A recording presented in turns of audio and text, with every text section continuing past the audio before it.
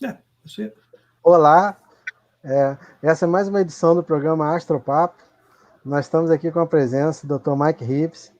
Thank you very much, Dr. Mike Hibbs, to be with us today. Estamos presentes aqui também com a Ana Catarina, o Robson, o Gabriel. Boa noite. Né? E agora eu vou passar a palavra aqui ao Gabriel, o Robson e a Catarina para as considerações iniciais. Por favor, Gabriel, se puder. Boa noite a todos. Aqui em Campos a gente continua com o lockdown, só que de forma parcial aqui, que vai agora do dia 25 até o dia 1º de junho. Com o informe do boletim da prefeitura aqui, nós temos 500 casos confirmados e 37 óbitos, sendo que em 48 horas não tivemos nenhum óbito. E também tem uma informação aqui de que 185 casos de recuperação.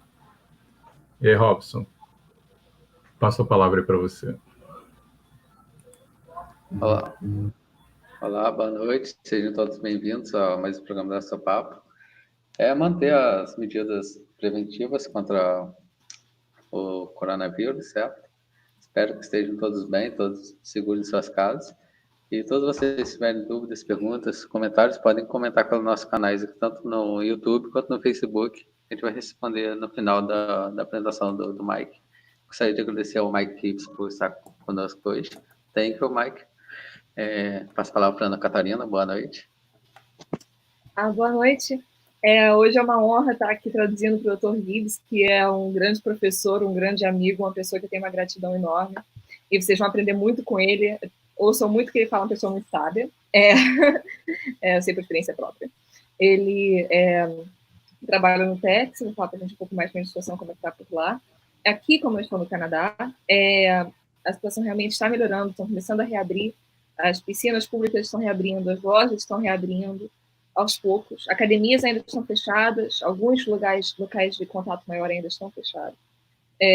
Mas, realmente, como a pandemia está começando a entrar em controle aqui, já estamos vendo o final. Ainda há medo de que daqui a 2 semanas, por causa da reabertura, os números comecem a crescer de novo. Mas isso a gente só vai saber com o tempo. E isso é realmente porque o Canadá já está em um lockdown muito sério há muito tempo. Então, a gente só vai poder ver isso no Brasil quando já estiver numa situação melhor, que não vai ser tão cedo. Pela previsão que o Marcelo compartilhou da Fundação Getúlio Vargas, deve ser só para meados de julho, né? Que deve ser o pico da pandemia. Então, a gente não deve ver ainda melhora por no mínimo 2 meses. Bom, vamos torcer, né? Vamos torcer porque as variáveis mudam também, né? Então, vamos torcer para que a gente tenha... E tem agora o Hélio, que chegou. O Hélio, boa noite, Hélio. A gente não está te ouvindo não, Hélio. Você tem que ativar seu microfone. Seu microfone está desativado. É que eu estou tentando arrumar um suporte para ele. Boa noite. Tá bom. Tá jóia. Então, essa é a equipe do clube hoje que está aqui, vai participar da atividade. Né? Bom, então a gente gostaria primeiro, como a gente sempre faz, né, agradecer a presença do Dr. Mike Hibbs, a boa vontade de estar aqui com a gente. E sempre a gente pede inicialmente para que eles possam, o Dr. Mike Hibbs, relatar o que motivou ele, né, a desenvolver projetos na área de astronomia, a seguir a carreira nessa área. Né? Então eu vou estar falando em português, a Ana Catarina vai estar mais uma vez, né, sendo a tradutora. Muito obrigado, Ana Catarina, mais uma vez. Imagina, agora então, hoje é mais ainda uma honra. So I have been saying, so it's my turn to translate, and first, thank you so much. I would love to translate for you. And Dr. Pimentel was asking, what was the factor that motivated you into following a career in astronomy, and how was your first interest, or what sparked your first interest in astronomy? Well, I was lucky. I lived near a big city, but I was fairly far out kind of in the country, so I had nature all around me. And both my parents were very science-minded and such, so I couldn't... Yes, go ahead. I'll ask for a little bit of break so I can translate really quickly. I understand. Sorry, thank you. Então, ele morava assim numa cidade grande, mas que tinha sorte que tinha uma distância suficiente dos centros urbanos que ele tinha muita natureza em volta dele. Então, e os pais dele, os ambos, tinham muito interesse em ciência. So I always knew I was going to go into some type of science, and I never really could make up my mind. In fact, I didn't make up my mind until probably a sophomore in college that I'd do astronomy. Uhum. Ele sempre soube que queria fazer algum tipo de ciência, nesse caso, mas que ele não conseguia se decidir até o segundo ano da universidade, onde ele decidiu fazer astronomia. Starting school, I didn't know if I wanted to be a meteorologist, a geologist, a physicist, or astronomer. So I took classes in everything.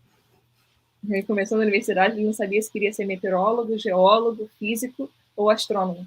Então ele começou a fazer aulas em tudo. So I finally decided I wanted to be an astronomer, but to be an astronomer, I realized that the best way to do that was to get a physics degree first. So I got my physics degree. Ele decidiu finalmente fazer astronomia, mas percebeu que realmente a melhor coisa para seguir carreira com astronomia seria fazer curso de física antes. Então ele fez seu bacharelado em física. And I was very lucky and fortunate. As I was growing up, my parents allowed me to, we took a trip in 1972 to see the solar eclipse in Nova Scotia. Então ele disse que ele teve muita sorte quando ele cresceu, que quando ele era muito jovem ainda, os pais dele levaram ele em 1972 para ver um eclipse solar na Nova Escócia, no Canadá. Yeah, we were a little family of 3, and we had a VW camper, and we went camping across the United States all the way up to Nova Scotia to see that. We spent 2.5 months traveling in a camper. Ele disse que ele tinha muita sorte, que era uma família pequena de 3 pessoas, e eles tinham um trailer. E eles foram viajando pelos Estados Unidos, acampando pelos Estados Unidos até chegar na Nova Escócia. E que foi uma viagem de 2 meses e meio fazendo esse trailer, fazendo essa viagem. And also been lucky too. Not only did I get to see a solar eclipse, everything that you kind of hear about, that had been fun to have seen. Back in I believe it was 66, I was a little kid still. Just happened to walk out very early in the morning at night, look up, and it was that Leonid meteor shower where 10,000 or more, 100,000 meteors were falling a second. And it was like rain just falling from the sky. Ele disse que teve muita sorte também que fora o eclipse, quando ele era muito jovem, ele pôde sair de casa e ver chuvas de meteoros, de 10 mil, 100 mil meteoros caindo, que parecia uma chuva caindo, realmente uma chuva caindo do céu. And got to see Ike-Siki, which was a super bright comet that you could see even in the twilight skies. So it seemed like everything just kind of pushed me to astronomy. Ele teve a sorte de ver um cometa, o cometa Ike-Siki, que disse que era visível durante o pôr do sol, e que ele disse que todos esses fatores realmente empurraram ele mais para fazer astronomia. So anyway, decided to become an astronomer, got my physics degree, got my master's degree in physics and astronomy. Aí ele decidiu fazer astronomia, fez bacharelado em física, fez um mestrado em física e astronomia. And then I decide to get my PhD. I was going to get a PhD in astronomy at the University of Florida. Aí ele decidiu fazer o PhD, e decidiu fazer um PhD em astronomia na Universidade de Flórida. But then I realized suddenly that astronomers make no money. So I went and got a PhD in engineering instead from Texas A&M. Mas aí ele percebeu rapidamente que astrônomos não ganham dinheiro, então ele foi fazer um PhD em engenharia na Universidade de Texas A&M. And I worked 13 years in the aerospace industry on composite materials, but I still always taught astronomy at the local junior colleges during that time. Ele disse que trabalhou por 13 anos na engenharia aeroespacial, trabalhando com engenharia de materiais, e mais que durante esse tempo todo ele ensinava astronomia nas universidades locais. And then finally decided to take a pay cut and go teach because I love teaching. And now I'm back into astronomy full time. That's Tarleton. Então, nesse tempo ele decidiu então que ia tomar a perda do salário e que ele ia ensinar, porque ele gosta muito de ensinar, ama ensinar. E hoje ele está de novo na astronomia, ensinando astronomia e trabalhando na Universidade de Tarleton, no Texas. So that's how I got into astronomy. E foi assim que ele entrou na astronomia. And you're not teaching remotely, I assume, right? We're teaching remotely right now, yes. I've been teaching remotely off and on for the junior colleges, and now, of course, Tarleton's closed, so I'm teaching it remotely too. Só eu perguntei rapidinho se ele estava dando aula nesse momento à distância. Ele disse que sim, né, em Tarleton e também nas outras universidades em que ele ensinou, ele já estava dando aula à distância há um tempo e agora realmente permaneceu à distância. Ah, muito bom. E a gente teve a oportunidade de encontrar com ele lá no Texas, né? Yeah. Então, depois a gente vai poder, durante o programa, poder conversar mais um pouquinho sobre esse período lá. Mas, dando continuidade, a gente sempre aproveita agora, né, para pedir a ele para falar um pouquinho, né, das atividades que ele desenvolve e desenvolveu, né, na área de astronomia nesse período, né, e que ele quiser apresentar sobre os projetos, né, que ele participou. So he said that now he'd like to ask you more about the projects that you have developed during your time working in astronomy and what you might be working on right now, and to tell us more about what you do. Ele tem uma apresentação que ele preparou, né? Você pode ver se é agora que a gente pode colocar a apresentação.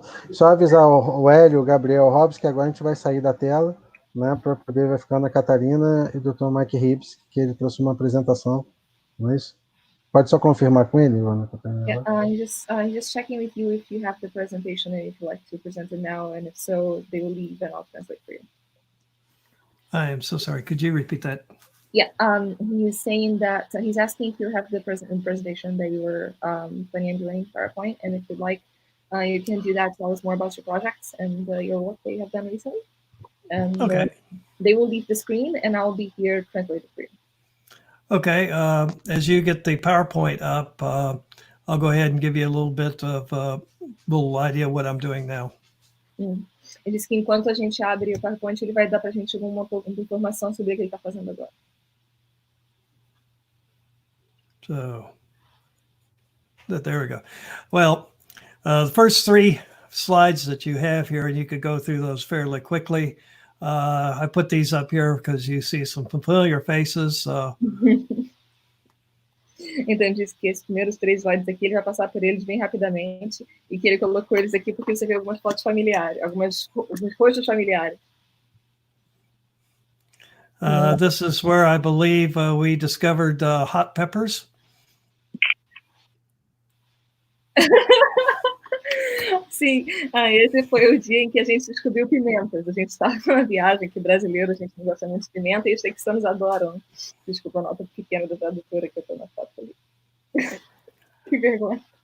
Well, going back to that slide, though, if you could go back one more, that tells you what I'm doing now. If you notice in there, of course, I'm hosting you from Brazil. We had Anna here going to school. Sim, isso pode mostrar também um pouco para vocês o que eu estive fazendo ultimamente. Eu recebi vocês aqui do Brasil, e a Ana, eu estudei na universidade dele lá, estudei com ele por algum tempo.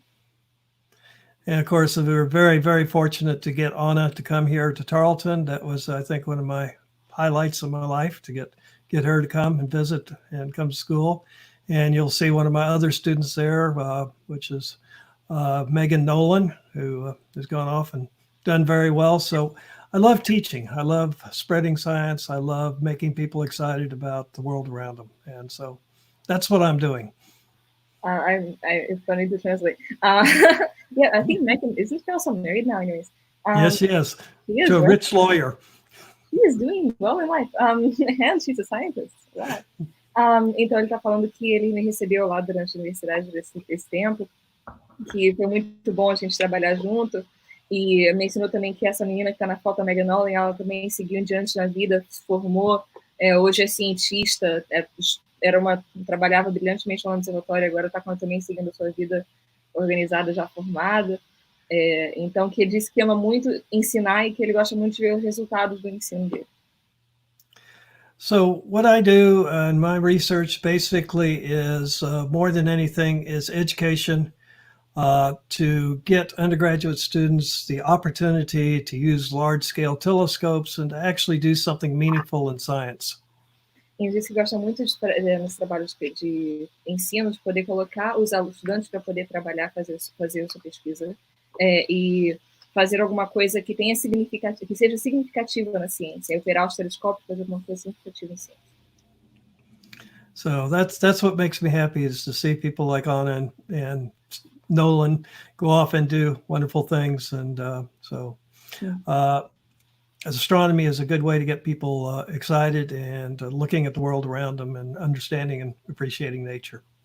O que faz ele feliz é ver pessoas como eu e a Megan saírem para fazerem coisas maravilhosas com sua vida, e que a astronomia é uma forma boa de fazer isso, de manter as pessoas interessadas e entusiasmadas sobre a ciência. É uma boa porta de entrada. Okay, what I wanted to present today is, since I really don't do any earth-shattering research, I look at rotations of asteroids, sometimes occasionally find an asteroid, but I thought what I would do is talk more about just a kind of conversation of where I think maybe space travel is going to be going in the next few years. Então, eu disse que queria falar, já que a pesquisa dele, na verdade, não é nada que seja muito que seja muito revolucionário, que ele estuda, são rotações de asteroides. De vez em quando ele descobre um asteroide novo, ele descobre informações novas sobre características novas sobre os asteroides. Ele gostaria de falar um pouco mais sobre o potencial que ele imagina que seja o futuro da viagem espacial, da colonização do espaço. So, start off, we're all in quarantine. I'm still teaching, but I'm doing it online. So stuck at home, maybe, I don't know what you guys have done, but I've been watching way too much Star Trek. Então ele disse que esse tempo que estamos em casa, que ele está ensinando remotamente, mas continua em quarentena, e não sabe o que vocês estão fazendo em casa, mas que ele está assistindo muito Star Trek. And watching Star Trek, I think that comes out to be 180, something like well over 200 episodes now we've gone through in the last 2 months. Have gotten me to think about where are we going to be in the future, what type of exploring we're going to be doing. Revendo Star Trek, deve ser um pouco mais de 200 episódios agora, nessas últimas semanas. Deixou ele pensando um pouco mais sobre onde nós vamos estar no futuro, para onde nós estamos indo. Okay, next slide. Next slide. There we go. All right. And also, of course, in the news, we have the SpaceX launch, which will be, I guess, Wednesday, which, of course, is exciting for us up here in the United States. It's the first time we're going to launch here on the United States, our own astronauts. Wait, sorry, first time you're going to launch your own astronauts? Our own astronauts since the space shuttle. So for many, many years, we haven't launched our own astronauts. Oh, yes. Então, disse também estão, agora com as últimas notícias, estão muito empolgados com o lançamento da SpaceX, que vai ser a primeira vez desde os anos espaciais, então em muitos, muitos anos, que os americanos estão enviando para o espaço seus próprios astronautas. So next slide.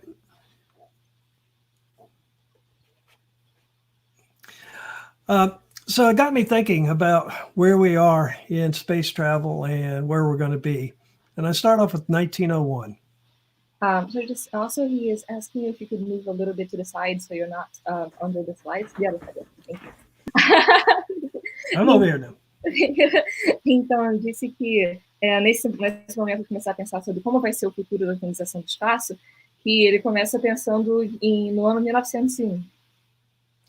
1901 was an amazing year. That was the year the Wright brothers first took flight. So I guess debatable it's the first airplane. I think actually Brazil has some contentions about that. Então, disse que 1901 foi um ano muito importante, foi o ano que os irmãos Wright lançaram o que há debates a respeito de ser o primeiro avião, que ele disse que os brasileiros têm suas reclamações a respeito disso. And it was also the year that H.G. Wells wrote a book called The First Men in the Moon. And it was a book written on how men would go and visit the moon. And both of these occurred in 1901.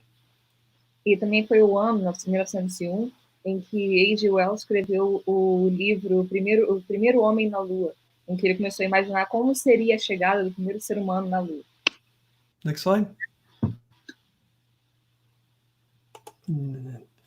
And then in 1968, a movie came out, which was called 2001: A Space Odyssey, where Arthur C. Clarke predicted 33 years in the future that mankind would be having huge space stations, and we would be traveling back and forth to the moon and also exploring Jupiter. Em 1968 saiu o filme 2001, No Odisseia no Espaço, em que esse Arthur C. Clarke previu que em 33 anos nós teríamos uma grande base espacial, estação espacial, onde as pessoas poderiam viajar sempre, indo e voltando, e as pessoas poderiam ir e voltar frequentemente para a Lua, e que também teríamos uma colonização de Júpiter. And as a kid, looking at the Space Odyssey movie in 1968, I honestly believed that in 2001 we would have space stations and be traveling back and forth to the moon. I thought that was truly our future. Em 1968, realmente olhava e imaginava que realmente em 2001 nós teríamos grandes estações espaciais e que nós estaríamos viajando, indo e voltando o tempo todo. Eu imaginei que esse realmente seria o nosso futuro. Next slide. Well, what happened from 1901 to 1968? From the first flight of the Wright brothers, 67 years later, in 1968, the 747 airplane was first rolled off of the production line. Of course, 1 year, it was 1968, we sent Apollo Spacecraft to go around the moon, took this beautiful picture of the Earth from the moon. And of course, 1 year later, we actually landed on the moon. Here's a picture of a black and white TV showing the transmissions. Então, ele disse que realmente, logo 67 anos depois do voo do primeiro avião, teve a construção do primeiro 747, que em 1968 também foi quando a missão Apollo tirou essa foto linda que temos da Lua, da perspectiva da Lua para a Terra, e que um ano depois que foi o primeiro pouso do ser humano na Lua. So in 67 years, from 1901 to airplanes and actually going to the moon and spaceships, why not in 33 years later that we would have space stations and actually be going to the moon? So it was a very reasonable belief that this should be where we would be. Então, considerando que seria 67 anos, entre 1901 e 1968, quando teria os primeiros aviões realmente construídos para uso comercial, os primeiros foguetes, o primeiro pouso da Lua, faria perfeito sentido que em 33 anos nós teríamos estações espaciais, estaríamos colonizando a Lua frequentemente, sem problemas. Então, era uma expectativa completamente plausível. And actually, if you look at this, Arthur C. Clarke was correct. This was the right way we need to be exploring the solar systems and advancing. Então, Arthur C. Clarke, na verdade, estava certo. Essa era realmente a forma correta em que nós deveríamos estar colonizando o sistema solar. Okay, next slide. Next slide. Marcel? Okay, also 1968. This is 2 years earlier than 2001 Space Odyssey. Gene Roddenberry, of course, started Star Trek, which predicted what the future would be like in the 23rd and 24th century. E 2 anos antes de 1968, 1966, foi quando Gene Roddenberry lançou o primeiro Star Trek, que previa como seria o futuro no século 23 ou 24. So in 280 years from now, this is where we should be exploring space. Então, daqui a 270 anos, é aí que nós devemos estar, explorando o espaço. Next slide. Próximo slide. Well, as far as Star Trek is concerned, we have warp drive, and of course, I just have yet to figure out the spore drive. If you guys explain me the spore drive on Discovery, I'd appreciate that. So you said they explained the warp drive in Discovery? No, on the spore drive. Spore drive. You haven't seen Discovery? Not yet. Still Enterprise. Então, ele disse que no Star Trek eles apresentam um motor de dobra e que tem um tipo de motor diferente que eles apresentam na série Star Trek Discovery. But I think probably warp drive is possible. I think it will happen. There's some, of course, engineering problems and energy problems, but I think eventually we'll get to the point where we have warp drive, but still, that's very slow. Next slide. Ele disse que realmente o motor de dobra é sim possível, mas que vai levar muito tempo, que há problemas de engenharia, há problemas de conseguir manter energia suficiente, mas ele acha sim que é questão de tempo, que devemos sim ter um motor de dobra. This is we can't animate it right now, but if you could animate this particular slide, it's on the internet. Então disse que pode não estar animado, mas se vocês quiserem ver a animação, ele pode ser visto na internet. But what it shows is the Enterprise going at warp speed all the way up to warp 9, still taking 20 or 30 minutes to get out of our own solar system. E isso mostra a Enterprise que está usando seu motor de dobra e que mesmo na dobra máxima que eles têm no programa de televisão, que seria 9.9, eles ainda levam 20 a 30 minutos para sair do nosso sistema solar. So the fastest the Enterprise ever went was warp 9.9. Next slide. Então, realmente, mais rápido que a Enterprise ia era a dobra 9.9.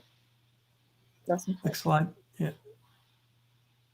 And even at that, which is 2,000 times the speed of light, they only were able to explore 1/8 of the galaxy. E mesmo 2,000 times speed of light? Yeah, 2,000 times. Warp 9.9 is 2,000 times speed of light. E mesmo assim, mesmo a velocidade que seria 2.000 vezes a velocidade da luz, nós só poderíamos explorar menos que 1/8 da nossa galáxia. Next slide. Next slide. So in the Enterprise world, 200 years from now, they explored only 1/8 of the galaxy. And of course, you run into all sorts of various beings and everything, but you could see that this is the only part of the galaxy in the Enterprise world or the Star Trek world that's ever been explored. E podemos ver que mesmo em Star Trek, daqui a quase 300 anos, que seria esperado com o motor de dobra, só teria se explorado essa área pontilhada, que são realmente só 1/8 da nossa galáxia total. Nós teríamos conhecido muitos povos diferentes, teríamos contato com outras civilizações, mas mesmo assim seria uma área muito pequena da galáxia em geral que seria explorada. Well, 200 years from now, we may be there and we may be able to explore small ports of our galaxy, but even inventions of warp drive to go to other galaxies seems very unreasonable. E mesmo assim pode ser que daqui a 200 anos nós temos motor de dobra e possamos explorar uma parte pequena da nossa galáxia, mas mesmo assim, imagina-se que mesmo daqui a muito tempo, conseguir explorar outras galáxias não é razoável. Okay, next slide. So, what can we do now in our world? Right now, the furthest we've ever gone is the Voyager 1, which is just outside of our own solar system. Então, o que podemos fazer hoje dentro do nosso próprio planeta? Então, até hoje, o máximo que nós podemos ir, o mais longe que nós já fomos, foi com a sonda Voyager 1, que agora acabou de sair do nosso sistema solar. It's the fastest thing we've ever built, and it's traveling like 1/500,000th of the speed of light. 1/500,000? 1/500,000th. Yes. 0.00005. Ok. Então ele disse que esse é o objeto mais rápido que nós conseguimos construir. Ela está viajando a 1/500º da velocidade da luz. This is the furthest we've explored thus far. I think it's interesting to just even think about it. The transmitter on it is a 23-watt transmitter, like a 23-watt bulb, and we could still hear it. E esse é o objeto que temos mais longe, que está mais rápido que nesse momento, e podemos imaginar que é interessante que o transmissor dessa nave tem 23 watts, É a mesma coisa que uma lâmpada normal de 23 watts, e mesmo assim nós ainda conseguimos ouvi-la. Next slide. So we're about to venture out and explore our solar system. In 1969, we went to the moon using what was called the Apollo Spacecraft. And here's a picture of the Apollo Spacecraft, which took the 3 men, and then 2 men landed on the moon. Então, podemos ver que o início da nossa exploração espacial foi em 1969, quando fomos à Lua. E temos, na parte esquerda, temos a nave Apollo, que carregou 3 pessoas, e o módulo lunar, que carregou 2 pessoas, que pousou na Lua. Next slide.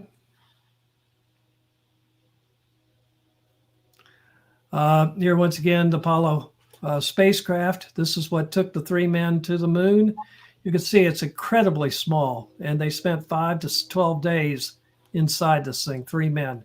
And you can see how the size of it. Então, podemos ver de novo como foi a nave Apollo que levou o homem à Lua, e podemos ver como é pequeno o espaço que eles tinham. Eram 3 homens ali, e eles ficaram 5 a 12 dias no espaço, dentro desse espaço tão pequeno. Next slide. So that was 1969. We went to the moon. Now we want to go to Mars, and we are no further along in technology, really, than we were in 1969. E isso foi em 1969, quando nós fomos à Lua, e hoje nós queremos ir a Marte. Mas agora não estamos tão mais avançados assim em tecnologia do que estávamos em 1969. You have on the left over here, you have the Apollo spacecraft, which carried 3 people to the moon. E na esquerda aqui nós temos a nave Apollo, que carregou 3 pessoas para a Lua. And here we have the Orion spacecraft, which is designed to go to Mars to carry 3 people or 4 people to Mars. E aqui temos a nave Orion, que é esperada que vai levar 3 pessoas para Marte. We had to spend 3 to 5 days or 12 days in the Apollo craft. Now they're asking people to spend as much as 3 years in that. Então as pessoas passavam de 5 a 12 dias dentro da nave Apollo, e agora estão esperando que as pessoas passem até 3 anos dentro dessa coisa. Next slide. So these are the spacecraft that we have. This is the Apollo that went to the moon. Here's the Orion, which they are talking about going to Mars with. Here's the one we're sending up tomorrow. All of these are no more than just the Apollo on steroids. No more than the Apollo 1, what? Then just a larger version of the Apollo. Of the Apollo 1, yes. Então, que aqui podemos ver a Apollo, que levou o homem à Lua, a Orion, que deve levar o homem a Marte, e aqui está agora levando as pessoas para o espaço, a SpaceX Dragon, e podemos ver que ela realmente não são tão diferentes assim do que era a Apollo original. And now we're planning on going to Mars in something like this, the size of Apollo, some 2.5-year mission. Então queremos ir para Marte agora com uma coisa assim, mais ou menos do tamanho da Apollo, para uma missão de 2 anos e meio. Okay, next slide. Next slide. Oh, and the reason why we don't have anything bigger is because it takes so much energy to get outside of our gravity well, to lift something outside of the Earth's gravity. And we just do not have the propulsion to lift very heavy objects. E o motivo de nós não conseguimos levar nada que seja tão maior assim é porque ainda não temos a propulsão para conseguir levar um objeto tão pesado para fora da órbita da Terra. And you can see the various spacecraft down here and how many tons that they could lift into what we call low Earth orbit, which is about 300 miles above the Earth. Então podemos ver aqui quais são os foguetes que temos disponíveis hoje e qual é a quantidade de peso em toneladas que eles podem levar até uma órbita baixa ao redor da Terra. So even with the largest of the rockets, just to get to low Earth orbit, they could only carry up to about 200 tons. And so that's not very much for a spacecraft to go to Mars. Então, mesmo com os maiores foguetes, nós não podemos levar mais do que 200, de algumas poucas centenas de toneladas. E isso não é suficiente para conseguir levar uma nave até Marte. That is what they could carry to low Earth orbit. You couldn't carry near that much weight if you're trying to go all the way to Mars. E isso é só para levar numa órbita baixa ao redor da Terra. Você não poderia levar nem perto desse tanto de peso se quiser levar até Marte. So we're limited by our propulsion systems to launch vehicles. Então, nós estamos limitados pelo nosso veículo de sistema de propulsão. Next slide.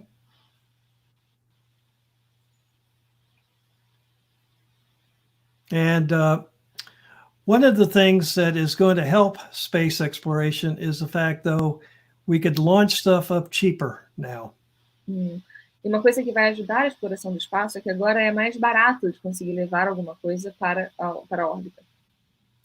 So it's able to lift a lot of stuff, a lot of different rockets up a lot cheaper. So because of reusable rockets like SpaceX, we're able to get stuff up into low Earth orbit a lot cheaper.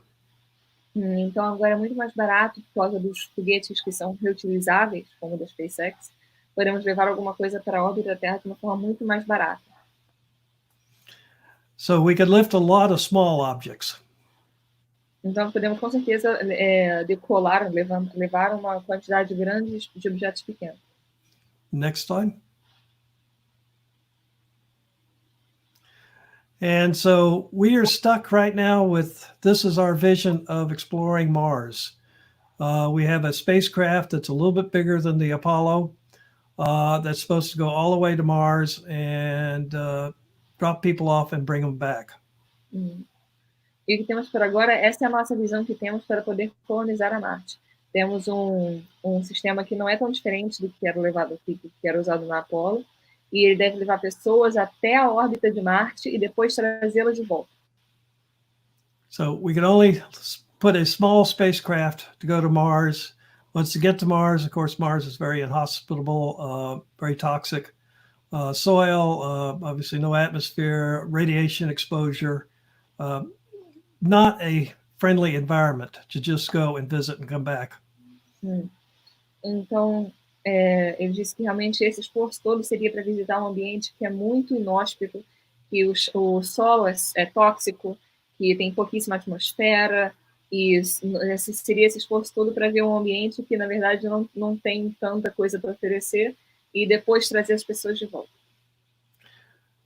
So if we were going to truly go and visit Mars and explore the solar system, we need to be able to have much larger spacecraft, things that could carry more people, more supplies, more things to make scientific exploration. So we need much larger spacecraft than we could currently send. Então, se realmente queremos colonizar o sistema solar, nós precisamos de naves muito maiores, de foguetes muito maiores, que possam levar muito mais pessoas, muito mais material, para que possa realmente ser feita uma colonização com um trabalho bom. Enquanto, no momento, nós ainda não temos. Okay, next slide. So what I propose that we do is not send men to Mars in very small spacecraft where they could do very little and it will be very uncomfortable and very dangerous. Então, o que eu proponho é que nós não mandamos pessoas para Marte em uma nave muito pequena, em que eles não possam fazer muitas coisas, não possam levar o suficiente para fazer muitas coisas, e que seja muito desconfortável e que seja muito perigoso.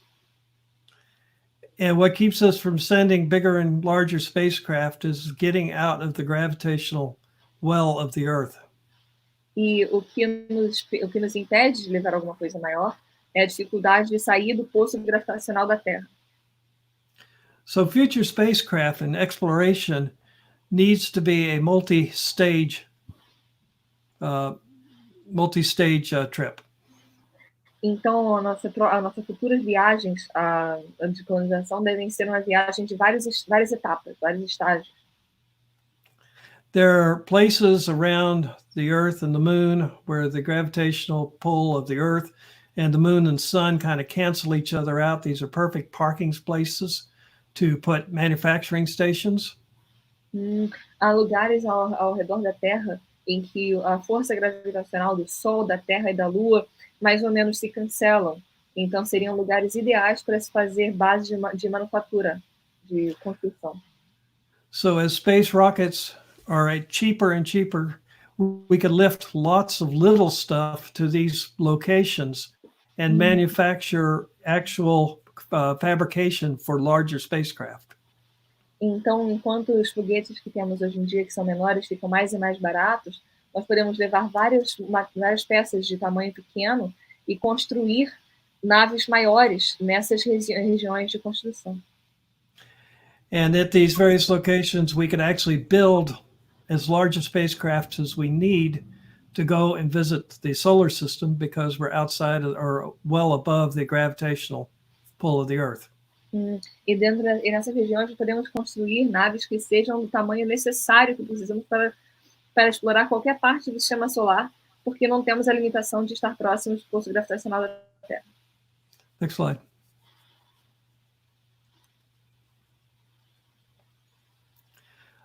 So what we could do is take steps. We could take things from Mars, from Earth, bring them into low orbit, and then put them in these locations, build something very, very large, keep building, manufacturing things. And then from there, we could go to very cheaply and very easily to the moon or to the Mars. Então, so the first step is bring a lot of stuff up and then build something in space. Então, realmente podemos ver que o primeiro passo é levar vários objetos de tamanho pequeno, peças de tamanho pequeno, para essas regiões, e então construir a nave do tamanho que seja necessário, e daí isso vai ser fácil colonizar tanto a Lua quanto Marte. Next slide. This also just shows different locations. If we go to low Earth orbit, it takes a lot of energy. And then once you get something up there, we could station things in various locations, and it takes very little energy to keep stuff there and then build stuff to go to these other locations. And it takes much smaller amounts of energy to get these lower from this location to Mars, let's say. So the big thing is to take little stuff up, manufacture something big out here. Então, podemos ver que dentro de todas essas etapas, em todas essas fases, o que custa mais energia é a parte de levar os objetos pequenos, as peças pequenas, até a órbita baixa ao redor da Terra. LEO, né, no mapa, LEO. LEO. Daí em diante, para levar nas outras etapas que sejam necessárias, o custo energético é muito menor. Então, fica muito mais fácil poder construir ali um objeto, uma nave maior, e então seja menos custoso levá-la até Marte. Next slide.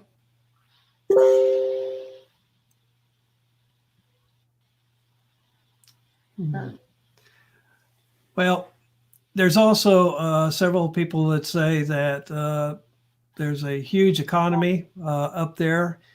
For space exploration to take place, we also have to make money at it. Então, existe muita gente que diz hoje que para conseguirmos fazer uma outra corrida espacial, tem que existir algum tipo de incentivo para ganhar dinheiro com isso. So if we could make money at going up and mining asteroids, then there's a lot of people then that would want to invest in building these spacecraft. Então, se podemos ganhar dinheiro saindo da Terra e minando asteroides, vai ter muita gente interessada em construir essas naves. My personal point of view is I don't think we're going to make a lot of money by mining rare earth materials and bringing them back to Earth. Então, minha opinião é que a gente não deve conseguir fazer muito dinheiro saindo da Terra e conseguindo materiais que sejam raros na Terra e trazendo de volta para o planeta. But what we can do is mine the moon and asteroids for building materials for spacecraft, for taking the hydrogen and oxygen and make water, make rocket fuel, and get all of the stuff that we need to make rockets and to explore the space, the solar system. Mas o que eu acho que podemos fazer é minar a Lua, minar os asteroides para conseguir materiais que sejam úteis para a construção desses foguetes para combustível de foguete, hidrogênio e oxigênio possam ser convertidos em água, para que então possa possibilitar a exploração do resto do sistema solar. So the building materials that we need to build our rocket ships to explore the solar system are out there in space. We don't need to lift them all up from the Earth. Então, o material que nós precisamos para conseguir construir esses objetos, essas naves para a colonização espacial, estão todos já no espaço. Nós não precisamos gastar energia levando eles, tirando eles da Terra.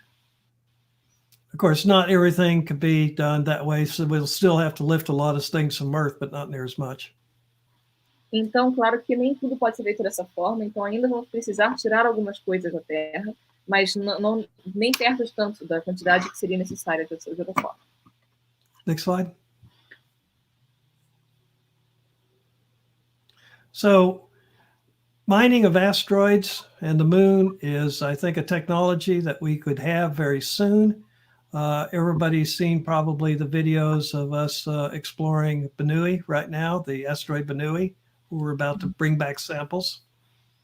Então, realmente, eu acho que a mineração de asteroides e da Lua é uma realidade que está muito próxima do que temos hoje.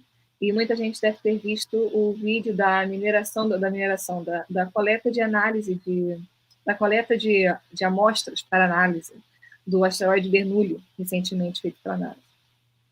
So I think the technology is very close to being reasonable for mining these asteroids. Então a tecnologia está muito perto de ser alguma coisa que seja razoável para fazer realmente a mineração de um asteroide. Next slide.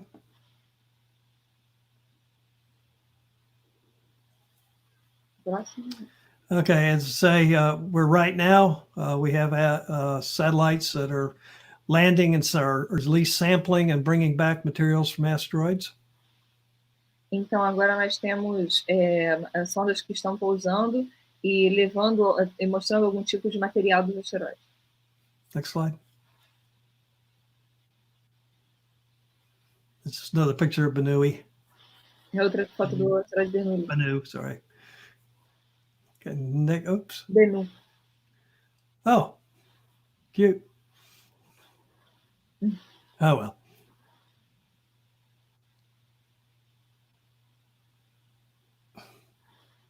So asteroids, that's a carbonation asteroid, very primitive material. It would have a lot of materials that we could use for rocket fuel, making water, making oxygen, things that we need to explore the solar system.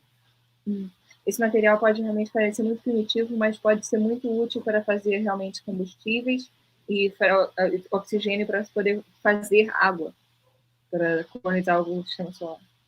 Okay, we need to see if we can stop that. Marcelo, can you get back to the slides?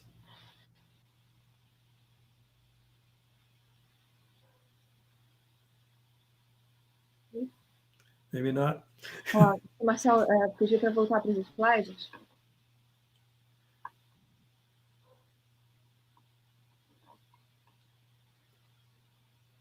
Okay. We could build larger mining facilities. Fairly, it would take expense, of course, but if we can make some profit of the materials, then that would help pay for some of the expense. Então, nós podemos sim fazer centros de mineração até maiores, e que seria realmente caro, mas se compensar o suficiente o custo da construção com o resultado da mineração, pode ajudar a cobrir um bocado do custo. Next slide. So these are various things you could do in space manufacturing.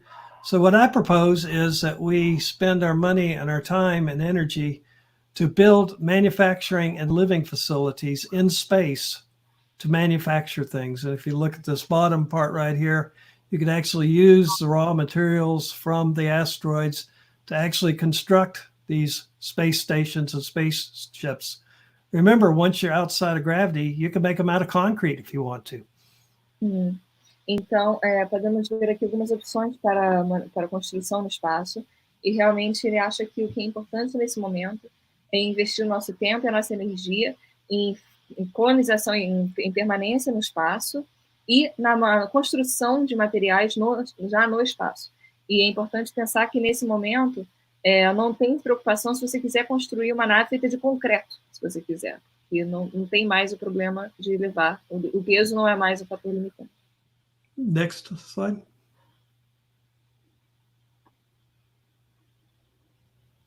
So as I say, once you're in space, here's actually an astronaut mixing up concrete. Those materials are out there in asteroids and on the moon's surface. You could actually construct your space station, your living quarters out there, and your spacecraft out of heavy materials like concrete because you don't need to lift them from Earth's gravity. E aqui podemos ver uma astronauta que já está mexendo com concreto e mostra como que realmente é possível, se você conseguir o concreto em asteroides, em outros corpos celestes, que não precisa se levar um material tão pesado da Terra. Ele pode ser feito já no espaço. Next slide. Próximo slide. So what I'm talking about is more than just having a conversation so to let you guys think about where our future is going to be in space. Então, gostaria de ter uma conversa, saber o que vocês pensam sobre como seria o nosso futuro no espaço. And even though we did not get a space station in space in 2001, like Arthur C. Clarke said, então, mesmo que nós não temos um futuro no espaço que seja tão recente como no 2001, no Arthur C. Clarke, I think it is very reasonable that within your young lifetimes here, that you will have a space station and manufacturing facilities in space. Eu acho que é muito razoável que dentro das suas expectativas de vida, de vocês que são tão jovens, que nós já tenhamos centro de construção no espaço e bases espaciais. Assim. So once you build a space station and a manufacturing facility, then we could build large craft, to actually go explore, take their time, and safely, in a comfortable environment, safely explore the solar system.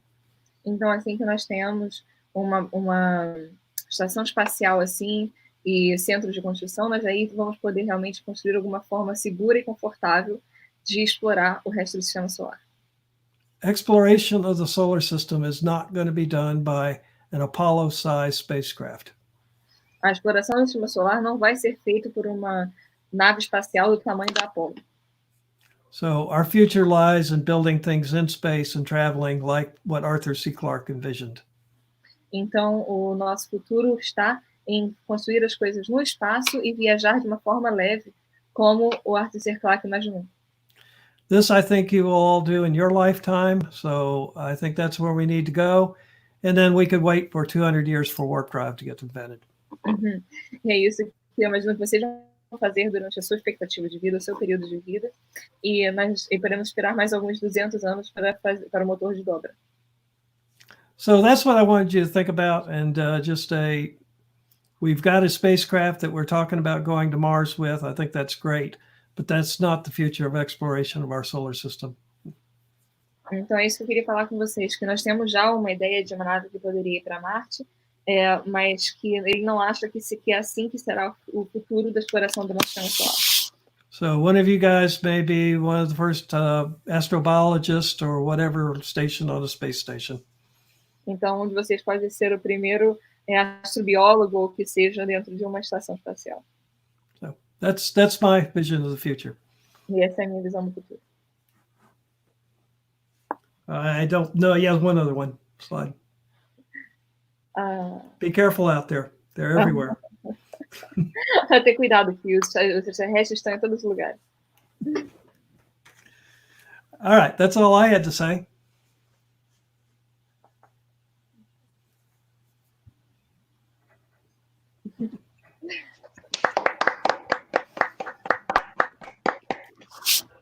So Thank just you very food for much. thought.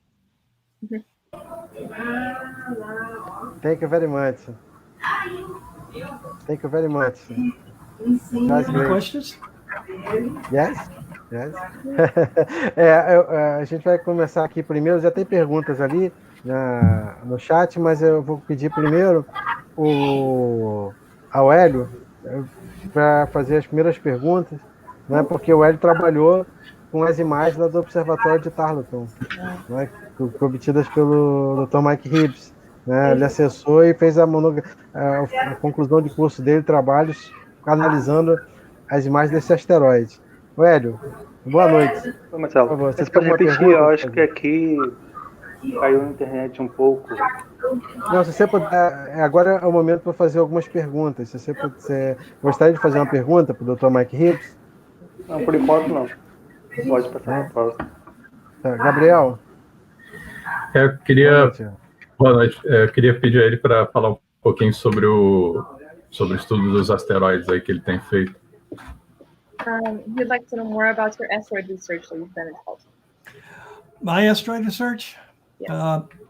Basically, what I am doing is looking at asteroids that have not been characterized. In other words, they don't know their spin characterizations, their shape, what their composition is. So I'm just trying to fill in the gaps of knowledge of known asteroids, trying to identify how they're spinning, what their shape is, and potentially what their composition is. Então, ele disse que o que ele faz é tentar preencher o vácuo que tem de conhecimento de características de asteroides que já são conhecidos. Então, por exemplo, tentando aprender mais sobre o período de rotação, o formato e a composição de asteroides que já foram descobertos, mas que não foram ainda estudados. Yeah, I just want to add, like here at Tarleton, we have a telescope that is bigger than your average amateur telescope, but it's not as big as one of the big super large professional telescopes.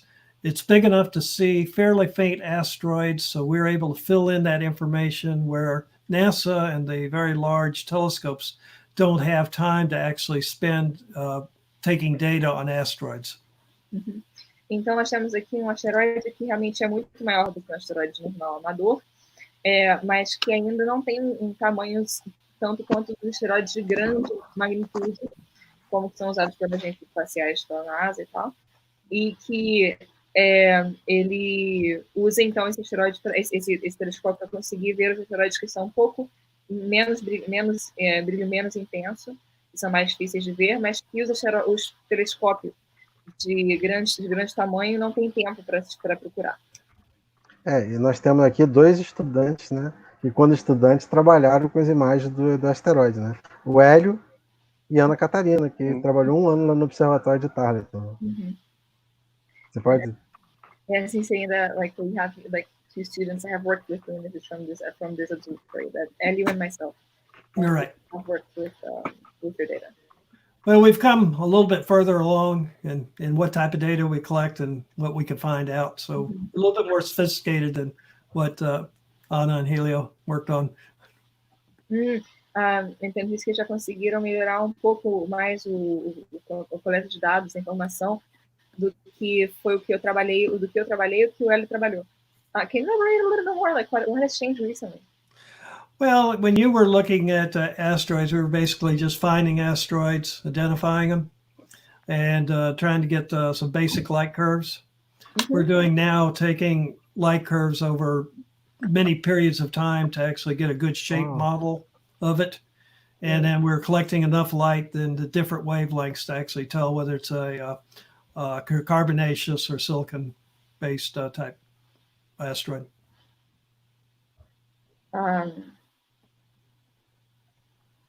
Então eu perguntei para ele o que estava diferente, o que foi feito diferente hoje em dia, e na época em que ele e eu trabalhamos com a informação, os dados do telescópio dele, do relatório dele.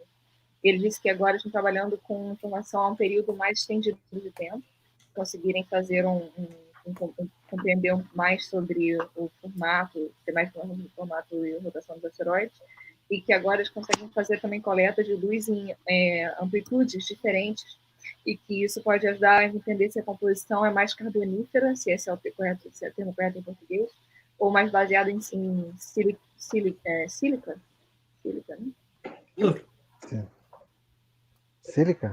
Sílica que se diz? Como é que se diz em português? Well, silicon-based.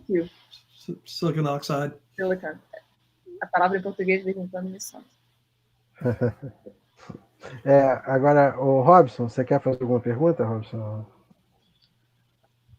Agradecer pela essa grande aprendizagem que o Mike trouxe para a gente e desejo que as futuras gerações conquistem o espaço com novas tecnologias, novos equipamentos. E obrigado pela palestra. We'd like to thank you for your knowledge and for talking to us. And he's saying that he hopes that as future generations that we can witness the more extensive human presence in space. Good. O Hélio, olha só, a qualquer momento, se você quiser fazer pergunta, você pode se manifestar. Tá? Agora, Ana Catarina, por favor, agora, você tem alguma dúvida que você gostaria de uma pergunta? Na verdade, eu tenho. Eu queria saber, o transmissor da Voyager, que tem 23 watts, se eu entendi. Aí, obrigada pela ajuda com a tradução, de vez em quando me falta vocabulário em português. As duas formas de asteroides, carbonato e silicato. Ele traduziu melhor. E que foi me dito que tem uma intensidade de 23 watts, pensando como que é possível que a gente consiga captar uma intensidade tão fraca daqui a uma distância tão grande, né? So I'm just wondering really quickly about what you mentioned about the transmitter of Voyager. You said it's 23 watts, and I'm thinking 23 watts. How is that even? How can we catch that from here? Isn't that amazing? How is that even it's possible? truly amazing. It's how possible. Is that lost? Like, isn't how come that isn't lost among everything else that is between here and there? It obviously, whatever they use electronically must filter out the background noise, so that you could actually pick up something that that to me is always just boggled my mind. Wow. We're still listening to it. We're still listening. Ele disse que realmente ainda estamos conseguindo escutar a Voyager e que qualquer que seja o material que seja usado para conseguir receber esses dados, que consegue filtrar bem a radiação de fundo, consegue filtrar bem as interferências de fundo e conseguir receber realmente mesmo só a mensagem que é importante. É impressionante, isso é impressionante para ele também. Nós temos agora a pergunta do Carlos Pérez, já está em inglês aqui, né? Ele está perguntando se alguma agência espacial já considerou usar impressoras 3D para desenvolver. Aí ele fala aqui nave espacial no espaço, mas deve ser usar para desenvolvimento de alguma coisa no espaço, né? Eu imagino que seja para conseguir realmente construir os foguetes no espaço, como a gente está falando. Uhum. Ele já viu? Mike, can you read here the question? Read the question. There it is. Are any space agency considering using 3D printers? Yes, we have a 3D printer, a small one that's already in the space station right now. And obviously that's technology that's going to be needed to build larger things in space. So yes. Will be needed. It would be needed, and we got small 3D printers in the space station now. Anna? I have another question, if that's okay. Oh, the question was something about using 3D printers in space. A resposta dele da pergunta. Yes, what people are doing. Yeah, and it said who are doing that or whatever. NASA's doing that, and I'm sure as SpaceX or whoever starts building larger spacecraft, that's going to be an integral part of manufacturing. Desculpa, eu me envolvi demais na conversa. Então, ele disse que, na verdade, hoje nós já temos uma impressora 3D pequena na Estação Espacial Internacional, que é útil por lá, mas que acho que, com certeza, a SpaceX, ou qual seja a organização que vai realmente construir as naves de maior escala no espaço, vai com certeza precisar de impressoras 3D que vão ser uma parte integral desse processo. Legal. Tem a última pergunta aqui, é a pergunta da Edna. Você consegue ler, Ana Catarina? So there is one question, and I would like to ask one more question after that. I forgot to ask before. An asteroid in its back in space. Oh, I was wondering if it was a thing.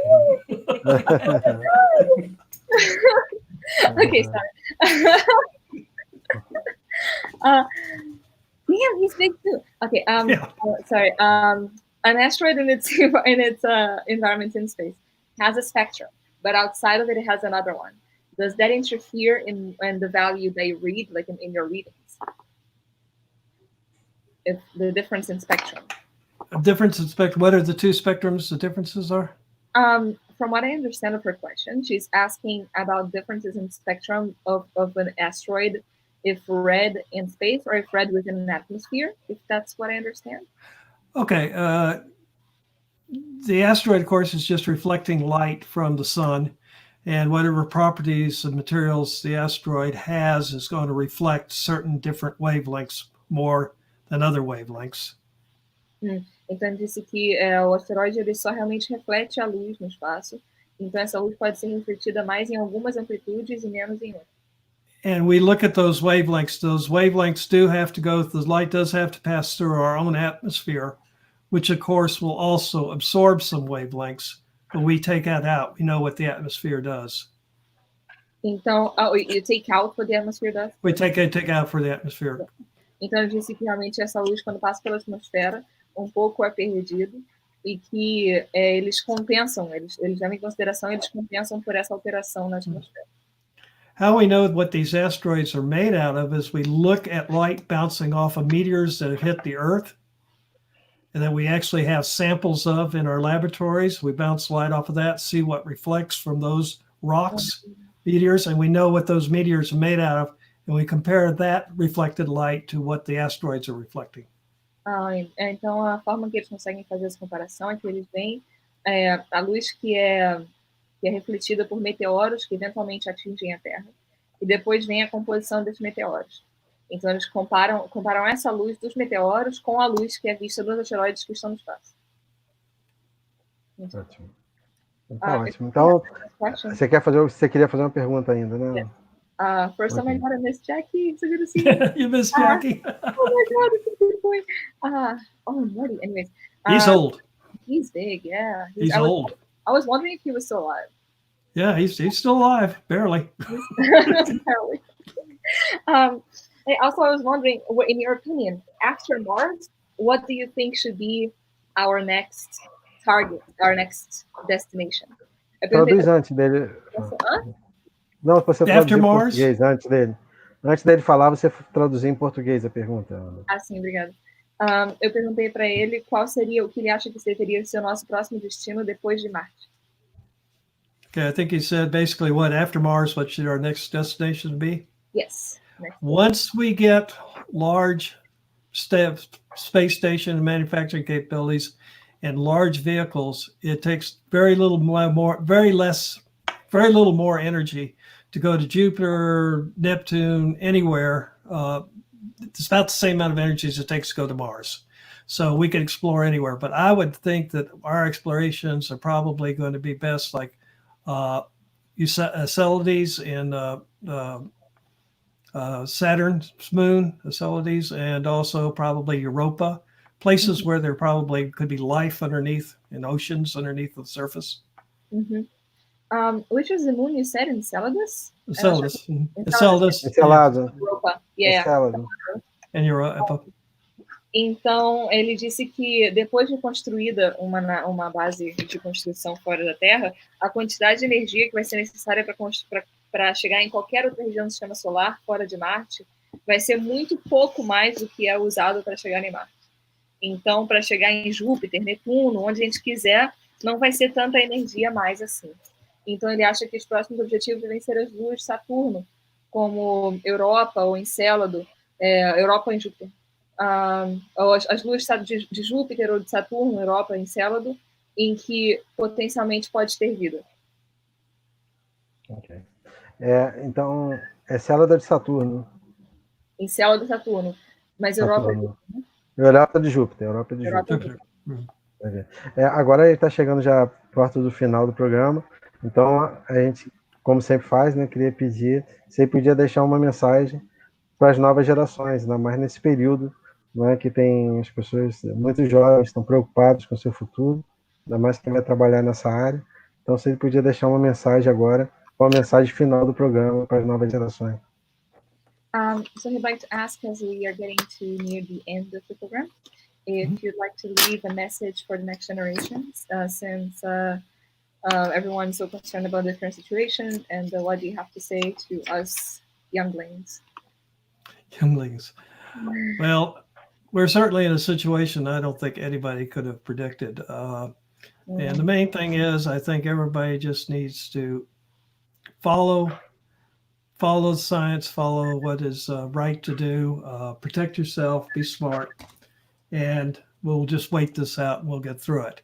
I think the main thing is for the next generation is keep a wide view of the world. Don't get so tied up in your own little community, your own city, your own country. Think of the world. Think of it as being one big, huge humanity, that we have to take care of the world and the ecology, and we have to do this as one, not as individuals and not as countries, but as a whole. Então ele disse que realmente estamos numa situação que não poderia ter sido prevista, e que a única forma de superar isso é realmente seguindo a ciência, seguindo o que é certo, seguindo as recomendações, e que espera que isso acabe tudo em breve, mas que a única forma de seguir é todos trabalharmos juntos para seguir as recomendações dos cientistas. E que outra coisa que ele gostaria de recomendar é que todos mantenham uma visão ampla de mundo, que as pessoas não fiquem só amarradas nas suas comunidades pequenas locais, e que interajam também com pessoas de outras culturas, de outras regiões, de outros países, e que a única forma que vamos superar os desafios que estamos enfrentando agora, com a ecologia e com tudo, vai ser como um mundo como um, não como indivíduos, não como países, mas como um só. Yes. Always keep a big picture, and I think deep down in all of us, we know what the right thing is to do. We just need to be brave enough to do it, and also follow your dreams. Always just follow your dreams. Então, que nós sempre temos que ter manter a imagem maior, manter uma visão mais ampla das coisas, que nós geralmente sabemos intuitivamente o que é a coisa certa a se fazer, mas que temos que ter a coragem de fazer a coisa certa, e que devemos sempre seguir nossos sonhos. And I will end on this one point. On my astronomy final that I just gave, I actually asked the question, what did they think the world would be like in 100 years? And it was very, very disturbing of how negative and bad a lot of people think the world's going to be in 100 years. They're not thinking very positive. And I think that's very disturbing. Yeah. Ele disse que agora uma coisa que eu gostaria de dizer é que na última prova final de astronomia que ele deu, ele perguntou no final o que os alunos pensavam, como eles pensavam que seria o mundo dali a 100 anos. E que ficou muito perturbado com como que as respostas eram negativas, como que as pessoas tinham uma visão pessimista de como seria o mundo daqui a 100 anos. And your generation's got all the tools, the knowledge, and everything, and you can make it a much better place, a much better environment, and it's up to you guys to do it. And you can do it, certainly. You don't need to be despairing about what the future is going to be. Just make it better. It's up to you. E que nós, como uma geração, nós temos todas as ferramentas, temos todas as oportunidades, nós temos tudo ao nosso alcance para fazer o futuro da forma que nós queremos. Então, que nós podemos sim construir um futuro que seja do jeito que nós realmente queremos, que nós não temos que entrar em desespero, que nós vamos fazer o futuro, e que é a nossa responsabilidade.